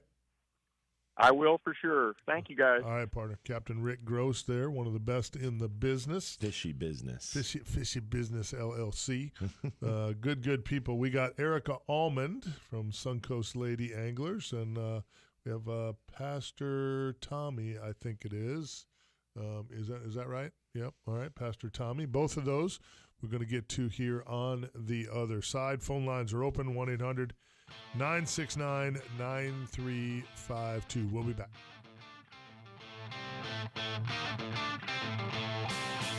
Gills Apparel was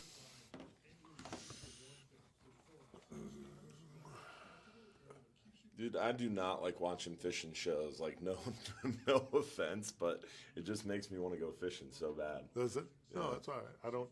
I didn't watch any fishing shows and still don't. Yeah. But I didn't watch any fishing shows before I ended up with one. Yeah. I'm not a fan of I just don't sit around long enough to watch people catch fish. I think one time we were down in Boca Grande and we were supposed to fish the evening, and the weather was just horrible. Yeah. We got all rained out, so there we were sitting in the condo, nothing to do, just pop a top on a beer, and I sat down and ended up watching a whole night of fishing television that I'm like, wow, so that's his show. And I had my show for a couple years already, so I don't watch them a lot. If I do get stuck watching them, it's just really to see who's sponsoring who and, different video shots and things like that now. I don't. Yeah, I mean, some of the shots that you've shown so far, I'm like, man, I just want to go out and explore one of those grass flats. Well, that was all down there in Pine Island. This week's episode. Well, that Plantation Crystal River commercial made me want to go to Crystal River, too. There's that. That's all up there out of South Seas Island Resort. It was. This is Pine Island down south? Yeah. And we caught, the closures down there did wonders for that fishery. Wonders. Pine Island is like Boca Grande area. South of Boca Grande, yeah. That's the one with the trolley. We caught a redfish on every shoreline we fished. Every single shoreline we fished on artificial that day. At least one. Yeah, it was crazy. On the northeast side of Pine Island, there was this little, cove, and had, a little hook on it. I don't know, maybe 6 years ago. We were down there on the Hatteras, and our family did a little Christmas trip. We spent 5 days on the boat. We were anchored up right there in that deep section where those sailboats are, and I took the little inflatable over there and fish that area. And right on the edge of that bay, there was this crazy drop off. It went from grass flat to sand to like a 10-foot drop. It was really strange, and all the bait fish in that little bay just would get pushed over that drop. And all you had to do was cast a lure above the drop and let it fall. You didn't even have to work the lure, but as soon as it fell off that little ledge, whacked, smoked. As long as you wanted, as many times as you wanted. It was crazy.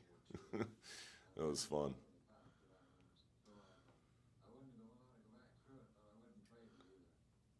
Nice commercial from Engel too. Yeah. I've never messed with one of those Engel soft-sided coolers. Those things are bad to the bone. I'm telling you. My father-in-law wanted one for Father's Day. I got him one. Best gear in the business. It's crazy. I got to give John Momola some love. He put together some new bed music for us. He did a nice job. That guy knows what he's doing. Somebody should hire that guy. It's like it's a job or something. Yeah, it's like he's crazy good at it. He's the guy, that John Momola fella. Good stuff. Let's go to the phones here real quick. Got a short segment before the top of the hour, as promised. Let's check in with Erica Almond. Erica, how are you this morning? Good. How are you guys? We are fantastic. Talk to us. What you got? I'm like becoming a regular here. That's okay. We dig that. We dig that. Little ladies voices in the morning is good for the show. Yeah, my husband would disagree, but okay. So real quick, I know you guys are limited on time, and I appreciate you taking my call. The Suncoast Ladies Classic is going to be July 21st through the 23rd out of Marina Cantina in Clearwater. It's a multi-species offshore tournament only for the ladies. And a couple of updates real quick. This Wednesday, July 13th, out of Boaters Republic on 4th Street from 6 p.m. to 8 p.m., will be a free fishing seminar for any female that's interested in learning more about offshore fishing. You don't have to be in the tournament to participate. It's for any female that wants to just learn more. We're going to talk about how to target certain species offshore, bottom fishing and pelagics, along with basic knot tying and a question and answer portion as well. And then in addition to that, Baystar has been amazing and wanted to add 2 categories to the tournament that they are sponsoring. And I call it kind of the unicorn category. If you bring in a red snapper that's 20 pounds or more, they are going to give you $1,000. And I guess I should say, they are doing a black grouper category. So like a true carbo, whoever just has the heaviest black grouper will also win $1,000. Whoa. Nice. Baystar restaurant. Yeah, right? Nothing better than a Baystar restaurant. Yeah, well, and there's some fishy people there as well. Absolutely. Yeah, no doubt. They would have a black grouper category. Exactly. Them boys get a lot of blacks. They make great sandwiches for sure. Yeah, no doubt. Good stuff. How can people get signed up? Where do they go? If you go to www.suncoastladiesclassic.com, you can register there online, or if you come to the captain's meeting on Thursday, July 21st, anytime 6 p.m. on at Marina Cantina in Clearwater, you can sign up there as well. Nice. Well done, awesome. Erica. We appreciate you. Got a few more weeks here. Keep plugging away, and you can always give us a call on Sunday too. Well, I'm making Terry Farner do that tomorrow, but I'll call back on Saturday of next week. I'll be offshore tomorrow. Okay, I got to like practice. I got it. Good luck. Good for you. Yeah, good luck. We appreciate you, Erica. Thank you. Thank you. All right. Thanks, guys. See you. Bye. Bye. Good stuff right there. Good stuff. Let's check in real quick here. Let's go to Pastor Tommy. Tommy, how are you? Hello, Tommy. Can you hear me? Tommy's not paying attention to his radio. Hello, he was on hold for too long. Yeah, apparently. Tommy, you there? Tommy is not there. We are not going to do that. Let's go real quick to Donald in Lutz. Donald, how are you? I'm doing great. Courtney and the gang, they left this morning at 5 o'clock from Memphis and heading our way. Nice. And so looking forward to our charter on Friday. It's going to be so awesome. Yeah, me too. Henry's going to be so excited when I give him that Bull Bay rod with his name on it. It's going to be so cool. That will be cool. That's awesome. Yeah, hopefully we can get a little bite going and catch him some fish. We're going to fish early, try to get off the water by noon or so, and that way we don't cook like an egg out there. But I'm looking forward to it. Yeah. Yeah, it's going to be great. It's going to be awesome. Henry still hasn't caught a redfish yet, but I think that'll change on Friday. That'll be his 15th different species. Nice. For his 13th birthday. Okay. So That's perfect. awesome. Yeah, perfect. Just going to be the two of you? And Courtney, my daughter. Okay, perfect. The three of you. Excellent. Looking forward to it. Good. Yeah, that'll be fun. She wants to go too because she's gonna maybe fish for a little bit, but more like she loves getting out there in the boat ride and just she's an outdoor girl, so perfect. She's gonna like just being out there on the water.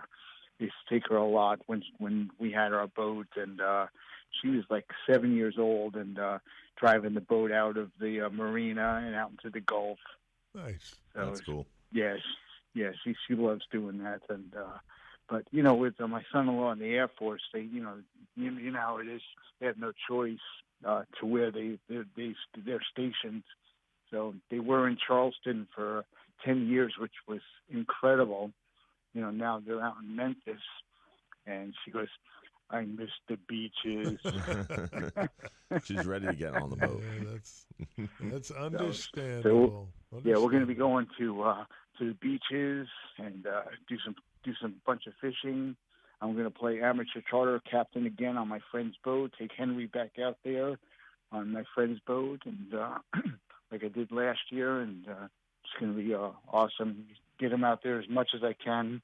I've got him, with your tournaments, the junior pro staff, and the CCA Star. My daughter's in the CCA Star, and of course I am as well. I've got a bunch of fish right now in the Star.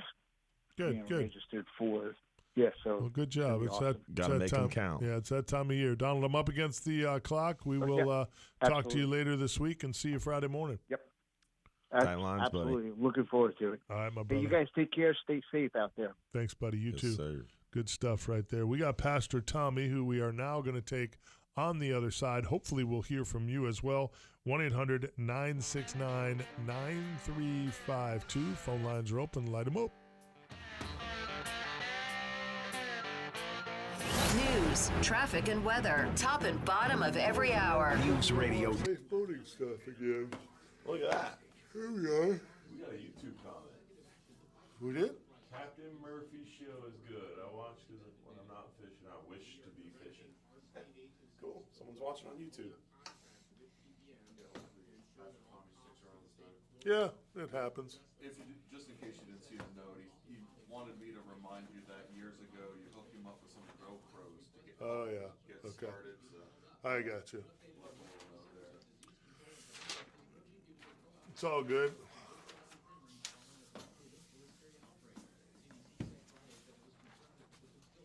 So yeah, I have a question about the what is that, full buck moon or whatever they call it? Yeah, I have no idea what that is. It's supposed to be the brightest moon of the year. But how is it going to be on the 13th? It's going to be the brightest full moon of the year. Wednesday. And it's going to last like 3 days. So I didn't know, does that, besides helping the vision at night, I guess. Oh, that'll a little definitely. extra light. Does it do anything with fish behavior or activity, anything like that? Oh yeah. It'll make them feed all night. Oh yeah. Bite won't be with a shit on Friday. And the bite during the day will suck. When you guys brought it up in the first segment, I just looked it up. I was gonna see if I could hop on, but then again, you guys moved to a different topic pretty quick, so I was like, yeah, I'm not gonna bring it back, but figured now, You just could've. in case it does come up. Yeah, you could have brought it up. That would have been interesting. Future reference. No worries. I'm blanking on Ron's tackle box. Yeah, Ron. Call Ron. What's his last name again? Shelfo. I have his number. Yeah, you want to get it to me just to make sure. Before your Saturday morning, looks like you will stay pretty dry. Temperatures start out in the 80s, and it's going to feel like 100 degrees before humidity. Showers and storms arrive around lunchtime, and they'll linger throughout the day. Eventually, they'll push east of I-75. 863. High temperatures in the low Yep. to mid 956. and later on this 4990. will dissipate, or giving way to partly cloudy sky overnight. And no Got rain tonight with temperatures Baby overdoses on Can I ask Cameron to steal your Gator Gyms commercial? 100%. Cool. Yeah, for sure.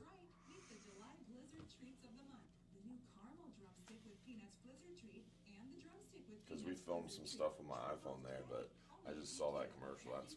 Cameron's got some really cool shots. That's not Cameron's. It's Colorblind did that years ago. But you own it, so obviously. Actually, Colorblind didn't do that either. Jim did it, but I have it. Oh, okay, cool. Yeah, that's what you should run. Yeah. They need an updated one because I'm still in Mojo gear, so I haven't been Mojo in years. They could use an updated commercial, but.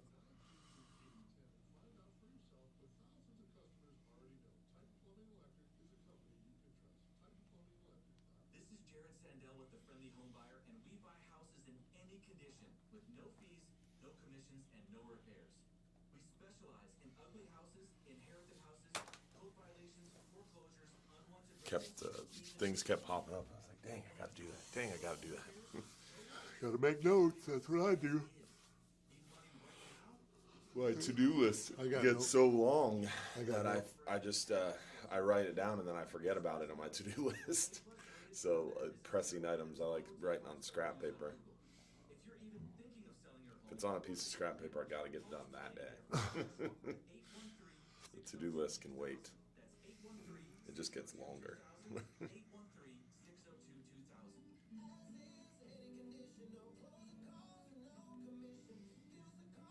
Friendly home buyer.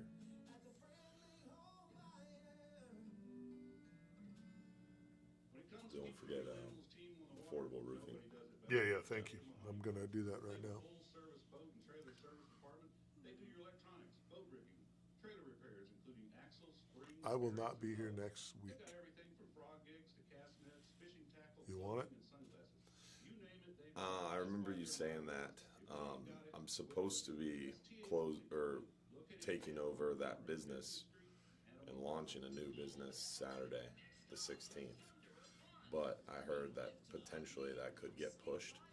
So if I'm doing that, I'd probably want to not be there, be here because I need to be there. But if it gets pushed, when will you know? I can come in Monday. Okay. Yeah, just let me know as soon as you know. If you can do it, then we'll. So by like Monday, Tuesday, we could tell them best of or not. Cool. Just want to give them some time. Cool. And I don't mind either way I get it. Yikes.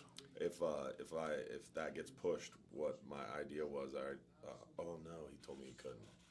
I was gonna have the guy from Return 'em Right come in, because he kept dodging. I keep telling him to call in, but he never remembers. Never can wake up. Nick Haddad, if you're watching, you're lazy. Wow. Calling a cracker out. Fed employees, you know. Oh, the federales. No, he's a contractor. He's a good dude, but I always like teasing him. He does a lot of paddleboard inshore fishing, and he's fly fishing. He's a fishy cat, but obviously the Return 'em Right stuff is why we'd have him talking.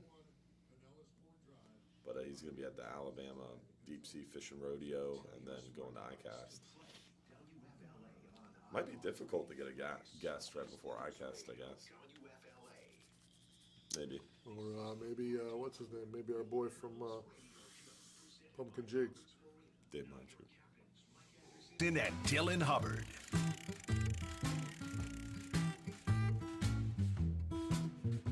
Welcome back. Last big segment of the morning here. Got to put a shout out to our good friends at Affordable Roofing Systems. Again, whether you need a shingle, metal, tile, or if you have a flat roof, they're your safest choice for repairs or replacements. They're defined by integrity, respect, honesty.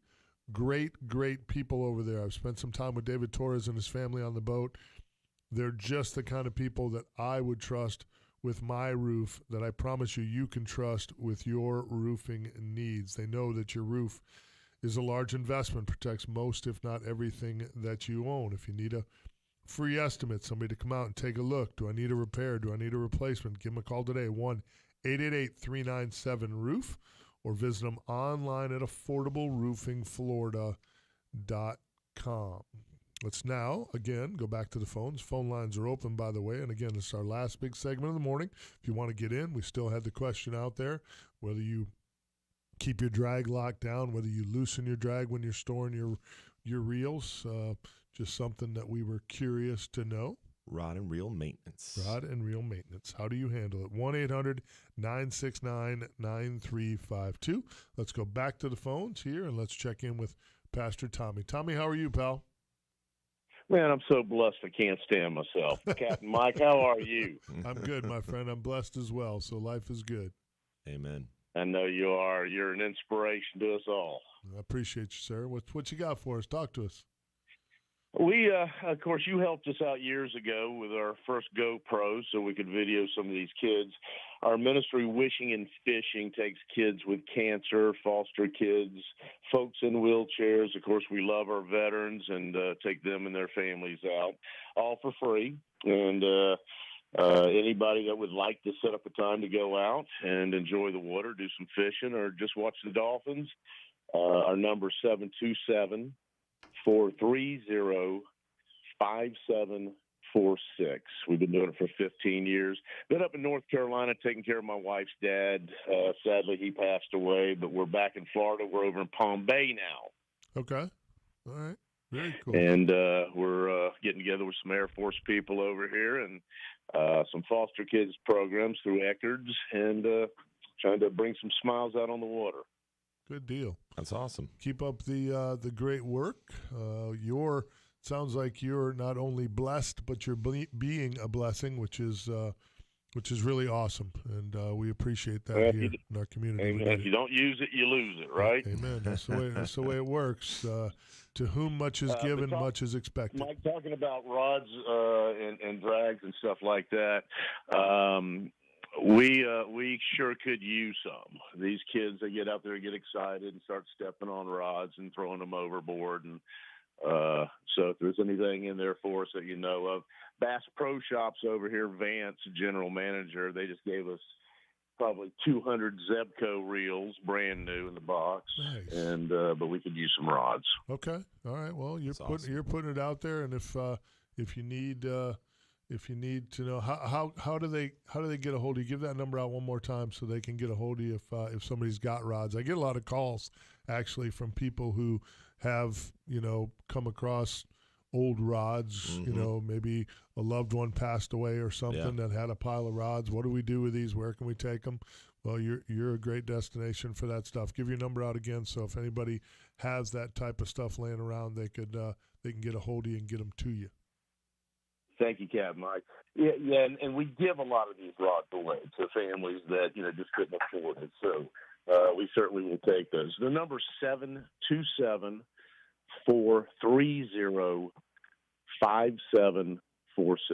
Wishing and Fishing. We also our website wishingandfishing.org. Good stuff. Good That's stuff. awesome. And you can always get a hold of me at 1-866-GAMEFISH. We'll get a hold of Tommy and make sure you get in touch with them and have a place to drop off those old rods and reels and stuff like that. And Tommy and his organization can use them, put them to good use. We appreciate what you do out there, brother. Keep doing what you're doing. Thank you so much. Love you guys. Have a blessed day. You do the same, brother. We appreciate you. Okay. All right, Tommy. Good stuff right there. Love to see that stuff again. To whom much is given, much is expected. Luke 12:48. It's a great piece of scripture. So something to good live by. stuff. Yeah, it's good to see. Tommy's been doing good work in the community for a long, long time. So and we know there's a lot of you out there doing the same thing, and we appreciate all of you. So it's good stuff. Hey, one thing I wanted to bring up earlier that I forgot, speaking of tarpon, your favorite thing ever is I was sitting there. Tarpon are stupid. I was sitting there Friday of last week, we went out with the in-laws on the boat, or it was Saturday. It was after the show last weekend. Okay. We went out in the boat as a family, got the kids out there swimming. We went to Irma Pass, Shell Key. That place has really opened up since last time I saw it. Yeah. There's a million boats in there in July 4th weekend. I'll bet. But the kids loved it, had a great time, and came back, and we're sitting there cleaning the boat, and up on the balcony enjoying dinner, watching the sunset. There is this massive school of pod of tarpon, whatever you want to call it, sitting there at the tip of one of those canals on the south side of Johns Pass. Oh, nice. And man, some big fish just absolutely stroking the crabs. Were they? It was a big outbound tide. Tide was ripping out, and just every maybe 10 to 15 seconds, just a huge explosion on the surface of the water. Wow. It was extremely entertaining. That's awesome. Yeah, That's it was cool. beautiful. Oh, it's something to see if you've never been on the water for a crab flush and watch the tarpon just slurp them off the surface. It's pretty cool. Yeah. You can hear it. Could you hear it, or could you just see We it? were pretty high up. We were about the fourth floor Man, balcony. if you're on the water and you hear it, it is an amazing sound. That big old yap comes to the surface and I love it in the morning at the dock with the snook. Yeah. I don't hear the tarpon thing very much. I haven't experienced what you're talking about, but just the chorus of snook inside Johns Pass in the morning. You get out there at 4:30 before anybody shows up. Everything's dark. All you hear is the bait pump running and just pops all over the surface. Yeah. It's crazy. It's a beautiful thing. Let's go back to the phones here. Let's check in with Joel calling from Sundance. Joel, how are you this morning? I'm just fine. How are you guys? We're good. What you got for us? Talk to us. All right. Well, I was going to ask you, the show last week when you was talking about your braided line, or what kind of line you use. Yep. Do you guys stretch your braided line before you go fishing? You mean like let it out, like after you spool it up, just kind of let it out the back of the boat a ways, or, let it out a ways and then reel it back onto your spool? No, I'm talking about Jim Bickle told me when I got my reel spooled up there, he says, "Hey, man, before you go out, take this line, attach it to your garage or something, and walk out about 3 casts and stretch that braid out." He says it helps with wind knots, and I actually agree with that. Interesting. Yeah. Well, here's one thing I've learned in the 25 years of being in the fishing business.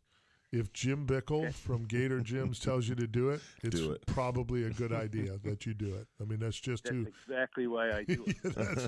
That's just who Jim Bickle is. He wants you happy, so there's no doubt in my mind. There's something to be said about that with tension on your spool, especially like if you're going to be casting a lot and you haven't hooked a fish in a while, or let's say you've been fishing all day, your line can get loose on your spool, especially with braid. And then you do hook that big fish and the drag's really working hard and there's a lot of tension. The line can actually sink in the spool and it will cause you to break off right at your spool. And it's happened a lot offshore, especially with big amberjack, big gags. So it is important to make sure that line is seated well on your spool, and that's what that would accomplish, is making sure it's nice and well seated on the spool. And the same idea with running the line out the back of the boat. It's a great call, Joel, for sure. Good stuff. Yeah. Well, one more thing for Dylan. Yeah. What do you call a Batman who skips church to go fishing? Oh, I don't know. A Christian Bale. I like Got it. him. Okay. All right, Have a good day, Joel. gentlemen. Thanks. Bye-bye. Bad dad jokes. We got our topic for next week. Bad dad jokes. That's what it's gonna, I love it. Let's check in with our very good friend and soon to be Hall of Famer, although she's already a Hall of Famer in our book, the great Captain Lisa Fitzgerald. Lisa, how are you? Oh my gosh! Thank you, Mike. I saw it this morning. Our newest inductee. She's getting inducted into a Hall of Fame. She is getting inducted into a Hall of Fame, and it is very well deserved. Very well deserved for her work in the Florida thank fisheries. you. I am over the moon. I'm even choked up. I can't even almost not talk about it. That's awesome. Yeah, it's the Sports Hall of Fame for Florida.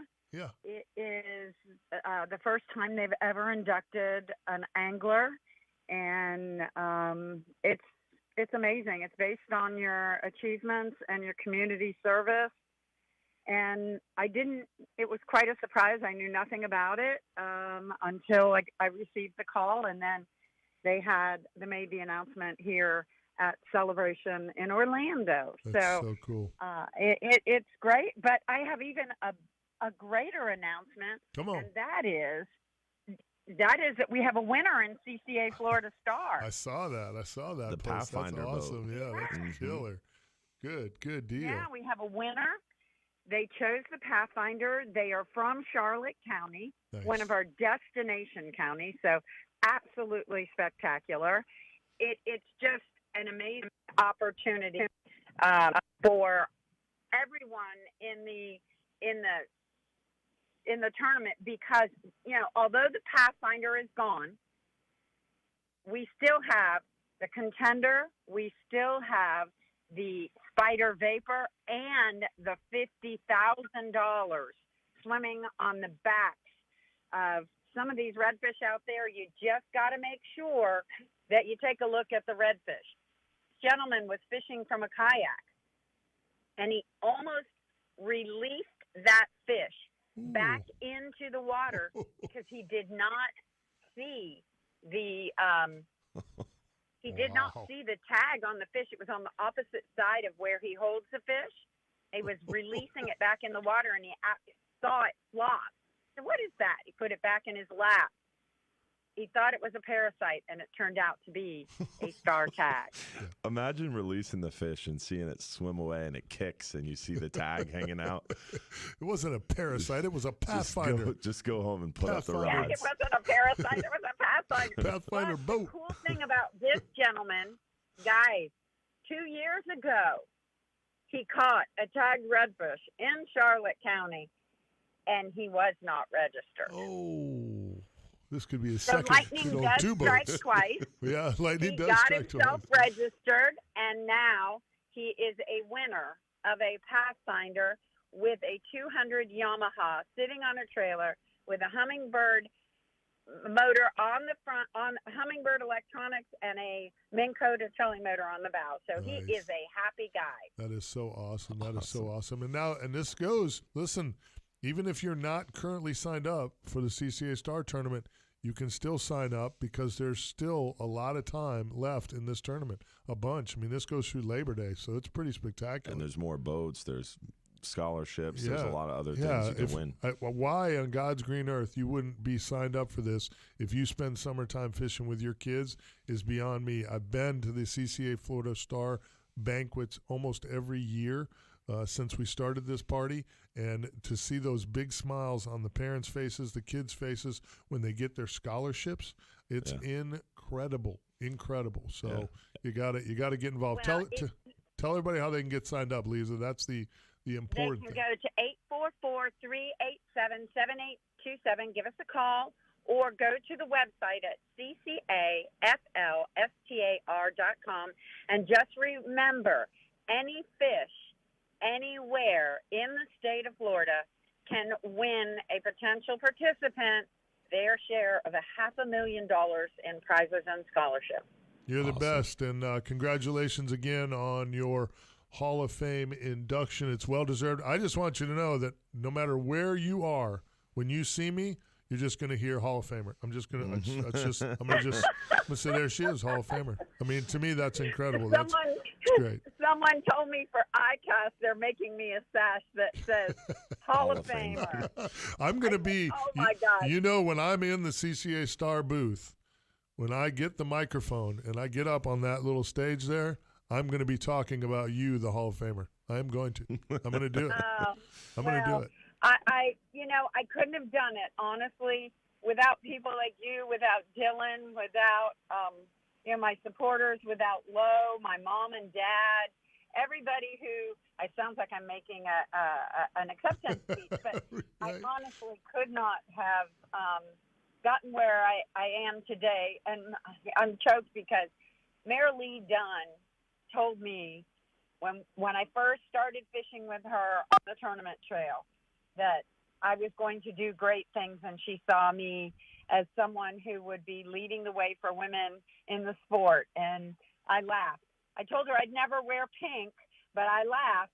And so here we are, just now look at the number of women who are fishing, and Ladies Let's Go Fishing, and the International Women's Fishing Association.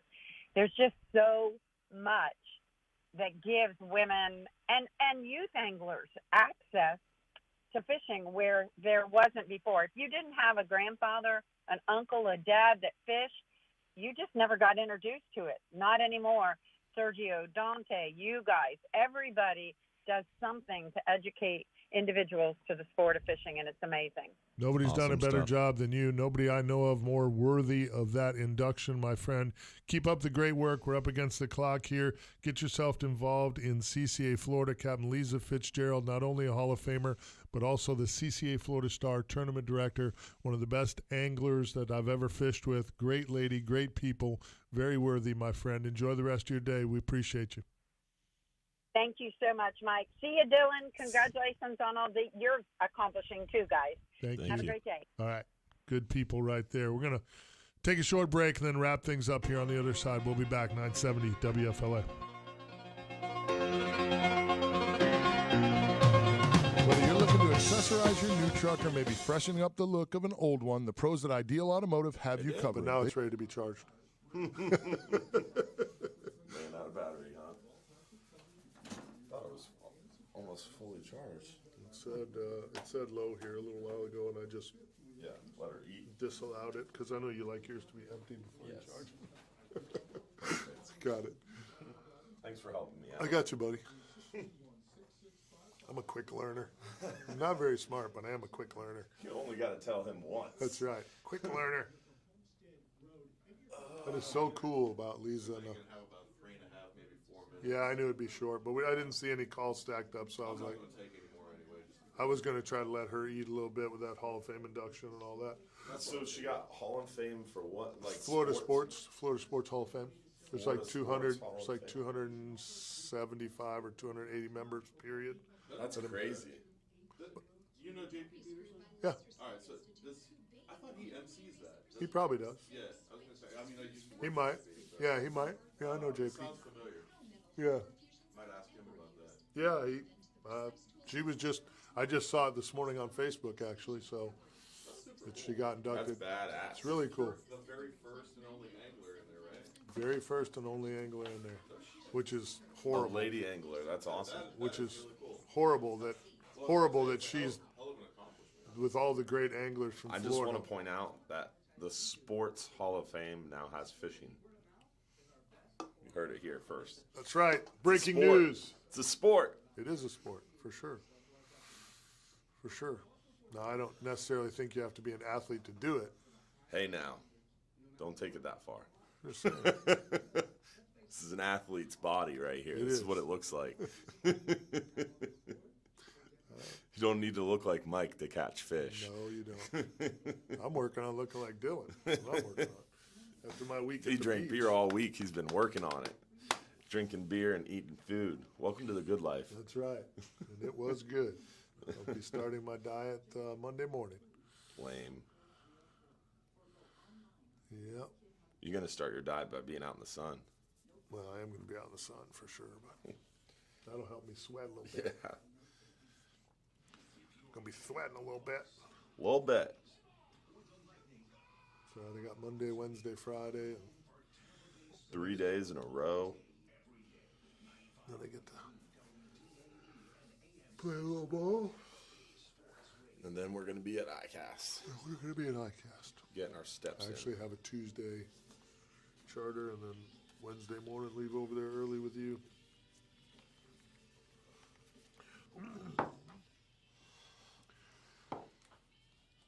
Welcome back. Wrapping things up here this morning. For the Bartow Ford Real Animals Radio Show. Great call, great accomplishment by our good friend there, Captain Lisa Fitzgerald, Florida Sports Hall of Fame.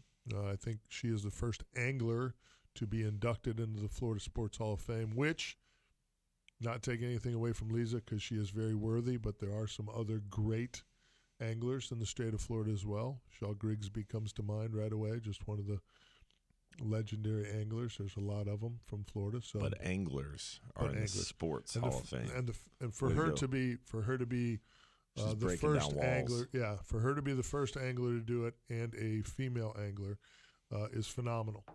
And above all else, Captain Lisa Fitzgerald is an angler. I don't even put her in a lady angler category just from the I hate those stereotypes. I hate those labels. I don't like it when, she's an angler. She's a phenomenal angler. She's not a lady angler. She's a phenomenal angler. I don't like and I use this because it irritates me to no end when the commentators say it all the time. Well, he's a black quarterback. No, he's a quarterback. Yeah. I don't look at Lamar Jackson and go, oh, that's really good for a black quarterback. No, he's a quarterback. Lisa Fitzgerald catches big fish. Well, that's really good for a lady. No, it's really good for an angler. She's a great angler. Save this topic for the last 2 minutes. No, I just think it's awesome. I'm giving love to Lisa Fitzgerald. It's just you can say she is for her to be the first angler in, and for her to be a sets lady. Precedent. It's great from the standpoint of that's the one area in our industry we have the room for the most growth. Yeah, is in the female side and the lady side of our sport. So to me, it's awesome. It's just great stuff. So groundbreaking. I love that. Groundbreaking. Yeah, and that's like I said, it should be just what you're doing, not the color of your skin, whether you're male or female. Any of that stuff should be out the window. It shouldn't matter. And that's the great part about fishing. Yes, it really does. is. It melts those boundaries. I can tell you right now, and I fished tournaments for many, many years and love fishing tournaments. And if you told me that I'm fishing a tournament next weekend and Captain Lisa Fitzgerald was my partner, I'd say look out because she's really, really good at what she does. So it's super cool. Looks like an interesting week. Obviously, afternoon storms. 50% chance of rain all week, which is normal for this time of year. But gorgeous Going to be weather. hot. Make sure you hydrate. We had somebody mention on the live feed there, hydration the key this time of year. Make sure you're hydrated and keeping that water in your system. You're sweating all day when you're out there this time of year, so you got to be safe. Dukes, great job, brother. Well done. Very smooth.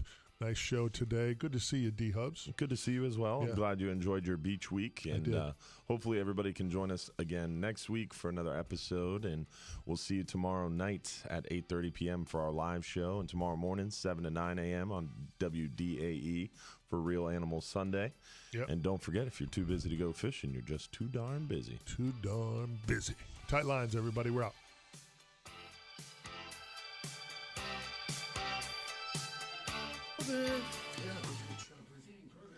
With limited calls early. Not our best show. We'll get them next time. Possibly get you next time. It's possible. Yeah, beautiful week of weather. Going to be some moving water. I will get out there early this week, ahead of that full moon. That full moon's going to booger things up midweek and into the second half of the week for the day bite. Going to be super, super bright, really, really long.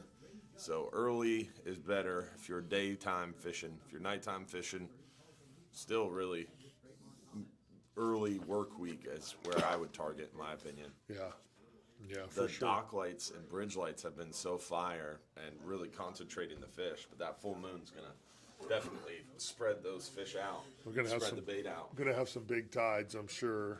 Haven't looked at it yet, but I'm going to guess that we're going to have some really big water. Yeah. The one thing that may still really be good on this moon, and for those of you still chasing the tarpon, I mean, we could, on a moon that bright and that big, you're going to get some big tides, and that could push a really good late season crab flush. And if that goes down like I think it will, the tarpon bite could be really, really good here into July. Really good. Yeah, and there's a lot of tarpon around still, at least around Johns Pass, mouth of Johns Pass. We see them leaving the channel on either side of the channel, and we see them in the afternoons rolling through the pass. So a lot of fish around still. Yep. Snook are stacked up. A little bit leader shy at times, but you catch them at the right time. Those Solunar major and minors are super important for fishing passes. Remember, new moon, incoming tide, full moon, outgoing tide. So they're going to eat all night. So your bite early in the day gets a little tough. That sun comes up, they've been eating all night, they don't need to eat. That's why that outgoing tide usually happens late in the afternoon. As we get towards the moon, it'll get later and later, but when that bite turns to go out, those fish usually re-fire off. That's why that outgoing tide bite is usually better. So that's going to be the case, whether you're snapper fishing or whatever you're doing. The start of that outgoing tide in the afternoon is going to be when that bite really fires off. There you go. Hopefully you guys catch them up this week. We'll see you tomorrow morning for Real Animals Sunday, 7 to 9 a.m. on WDAE, and also streaming live to the Real Animals Facebook page. And then Sunday night, 8:30 p.m., live stream show. 8:50. Catch it on Real Animals Facebook page or the Hubbard's Marina one. And give away lots of free stuff. And tight lines. Yeah, tight lines. Have a great week. See you guys. Thanks for watching this morning. A meeting between Secretary